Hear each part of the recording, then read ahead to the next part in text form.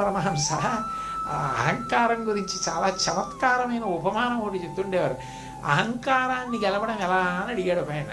అడిగితే ఆయన దానికి ఒక అది అంత అద్భుతంగా మరి ఎలా చెప్పేవారు, అప్పటికప్పుడు ఒక కథ చెప్పారు ఆయన. చెప్పి ఆయన అన్నారు, వెనకటికి ఒక ఆయన మంత్రాలు నేర్చుకుని చిన్ని మంత్రాలు నేర్చుకున్నాడు, ముందెందుకైనా మంచిదని. ఆ మంత్రాధిష్టాన దేవతలు తొందరగా ప్రసన్నులు అయిపోతారు. అది నిజంగా ఉంది. ముకుందమాల కాదు, కృష్ణతత్వాన్ని రచన చేశారు. అద్వైతంలో చాలా గొప్పవారు. ఆయనకి కూడా అట్లాగే సాక్షాత్కారం అయింది. చిన్న మంత్రాధిష్టాన దేవతలు తొందరగా ప్రసన్నులు అవుతారు.